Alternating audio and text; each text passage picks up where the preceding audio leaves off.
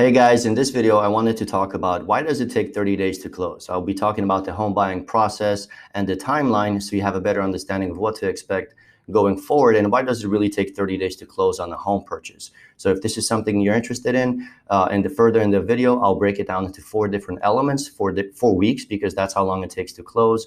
So if this is something you're interested in, keep on watching.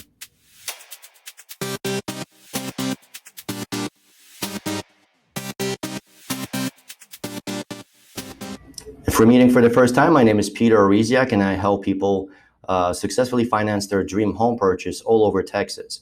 And in this video, I wanted to talk about the home buying process and the timeline so you have a better understanding of what to expect once you get the contract accepted, right? The first thing you want to do is to send the executed contract back to the loan officer as soon as possible. So the moment you get the offer accepted, which means that it's signed by both the buyers and the sellers, all the terms have been agreed upon, sales price, all the terms, you want to make sure you send that contract over to the loan officer so they can rerun the numbers, okay? The first thing you need to focus on, and the first week is when all the fun starts, all the craziness happens, right? There's a lot of stuff going on in the first week.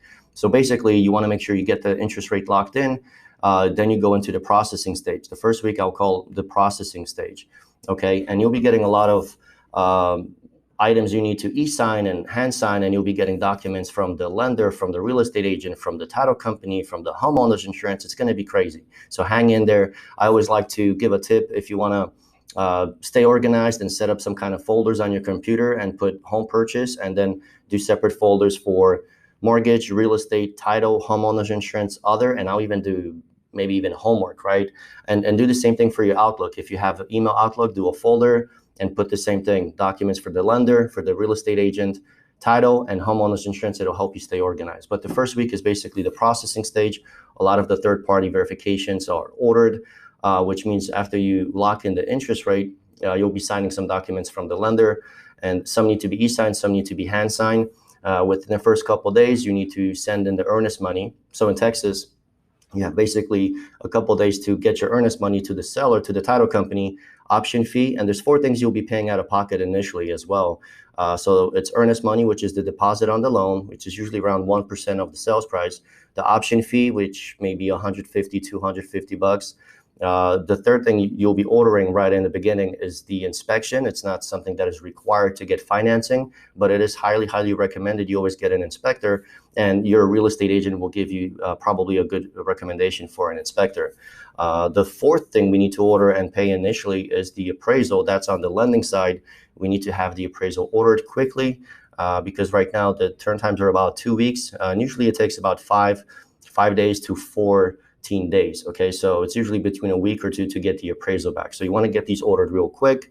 You want to get the check over. You want to make sure you get the rate locked, all documents signed.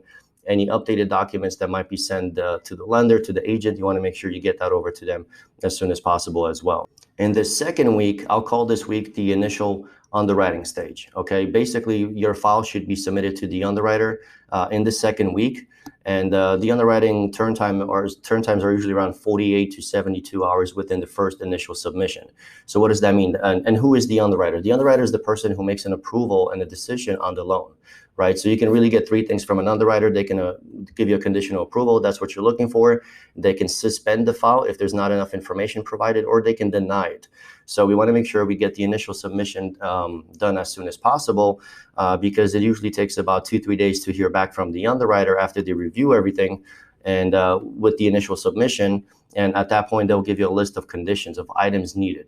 Some of the conditions might be an updated pay stub, maybe a missing page on the bank statement or a different bank account, or some kind of letter of explanation if there's something that came up with their verifications. Once the VOEs come back, VOEs stand for verification of employment, the underwriter might have some questions on that as well. So in the second stage with the initial approval, you want to get that done by the end of the second week. So so that's the 15-day period that you always have on the contract, because at that stage, once you get the conditions, the final, the items needed from the underwriter, you should know if you have a deal, if you can get the loan closed or not. If for some reason one of the conditions is something that you can't meet, then that would be a good time to cancel the contract and get your earnest money back. Week number 3, at this point, you should have provided all of the conditions back to the loan officer and processor.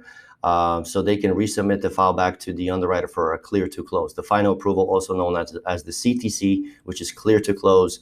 And basically at this point, we should have the appraisal back to all the items requested from you, the borrowers, or the agent, the title. That's something the lender will request. And at this point, once you get it resubmitted back to the underwriter to give you the full approval, that usually takes about 24, 48 hours. Then you get the clear to close. That's the final approval. That means the underwriter signs off on everything. So once you have the clear to close from the underwriter, would be a good time to reach out to the title company and schedule the actual closing. And this would be also a good time to set up all of your utilities. And the last stage of the whole loan process is the closing stage. Okay, so this is, let's say your closing was set up for the end of the month, which might happen to fall on Friday the 30th, right?